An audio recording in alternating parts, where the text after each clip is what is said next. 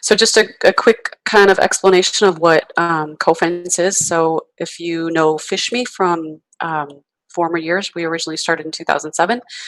And 2 years ago, rebranded as Cofense because we started in the phishing simulation security awareness segment, and over the years have evolved to be more phishing defense. And so it just made sense for us to kind of make that name change to transition into um, something that really speaks more about what we are and what we do. So today I'm going to talk about the phishing threat landscape, because that's where our sweet spot is really specific to phishing threats. So I'm going to talk about the evolution versus revolution, kind of what are we observing at Cofense, and then kind of what are we kind of forecasting for upcoming threats that based on what we're seeing. So evolution versus revolution. So malware these days is typically not revolutionary. Ransomware, keyloggers, information stealers, and other types of malware have been seen throughout history, as we know, but they're in various shapes and flavors. Cyber criminals figure that reusing and repurposing these existing tools with an evolution-centric approach is more efficient than starting from scratch. Leveraging something that they've kind of already are familiar with makes for easier use and helps drive more phishing campaigns without having to deal with maintenance and effort. So as these threat actors mature and become more prolific, their payout becomes greater, demonstrating that improving is better than remaking entirely. And it kind of goes to that whole mentality of the phrase that everyone knows, why reinvent the wheel when it's already working? And so this is a reoccurring theme that we are noting, that throughout this threat landscape and what we've seen throughout over the past year. So Emotet, so this is a banking Trojan, this very prolific botnet. It presented a serious risk in Q4 of 2019, and then early into 2020, but it took a pause in disseminating phishing campaigns as early as February. As we've seen in the past, these breaks are become very typical of Emotet operations. Holding true to this evolution versus revolution theme, the malware found a number of minor tweaks to include in the last resurgent that we saw in this last quarter, returning with resulting with major returns on what they're finding and what they're able to extract with that botnet or with their malware. And this botnet has a gigantic amount of phishing emails with malicious attachments, typically in the form of a Word document with macros. The tweaks, however, have included various new targets for reply chain compromises and several themed templates to lure unsuspecting users in. And we've seen these templates range from a Halloween party invite to a Christmas party invite, and even using the climate change advocate Greta Thunberg that became popular in the last part of the year.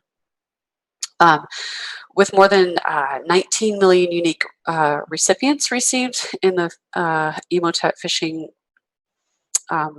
there's at least 290,000 compromised email accounts that are used to deliver these emails. So this is a massive scale and descent rate of success that gave the threat actors plenty of return that they otherwise on an otherwise established platform. So Emotet was shown to enable malware as well, like dropping TrickBot or Ursnif, which is infecting machines. In some cases, have even led to ransomware attack, specifically Raikou ransomware. So I'm just going to let this slide build for a second. So as we go into talking about ransomware, I want to have you pay attention to some of these headline themes and see if there's anything particular that you might notice about these these headlines as they flowed in here. There's a couple more, and then these last two actually were pulled just from this week. So these are what we saw through the end of 2019, and then just this week we saw these two the two hits come in. So specifically, what are we seeing? So they are targeting very specific types of organizations. So we saw some cities in there. We saw some municipalities. We saw some healthcare hospitals. And they're also targeting organizations with sensitive data or critical operations. Where we would see law offices, or like we saw in that last one, vaccine testing laboratory. So what they're also doing is they're combining these now with a breach and a ransomware. So they might deliver that ransomware, exfiltrate some data in the background, and then if the ransom is not paid, then they start to drip out some of that information that they have stolen. So just some background on the reason why we're seeing this shift. So in 2015 to 2017, ransomware as a service was kind of established, but it was costly for their infrastructure. Law enforcement was constantly taking down their infrastructure. It was hard for them to evade them.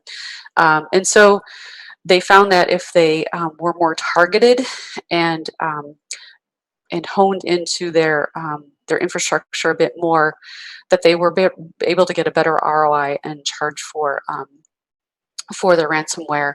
And actually, with this last combination of ransomware and breach releasing of data, they're having a little bit more success, because even if you have backups and you have your data stored offline, and as organizations want to just be able to not pay the ransom and just restore services, there's still the risk of that the data breach, because of the data that they're releasing. So organizations are now being forced to have to actually pay that ransomware, even if they're able to reestablish their operations.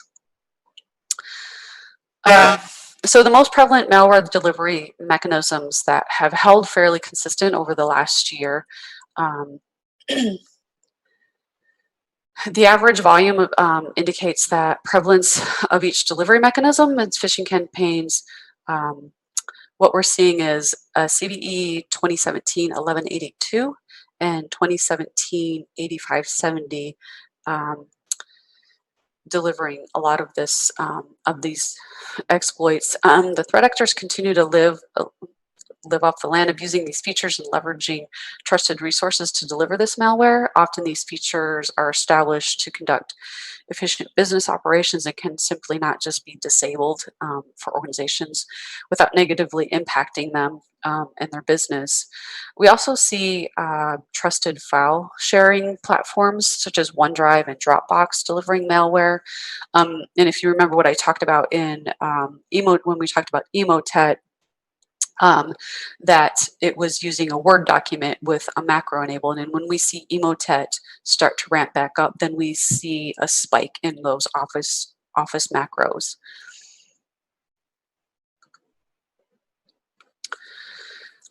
So in another representation of this evolution versus revolution theme, publicly available keyloggers and information stealers have been extremely common in phishing campaigns to deliver their malware over the last year.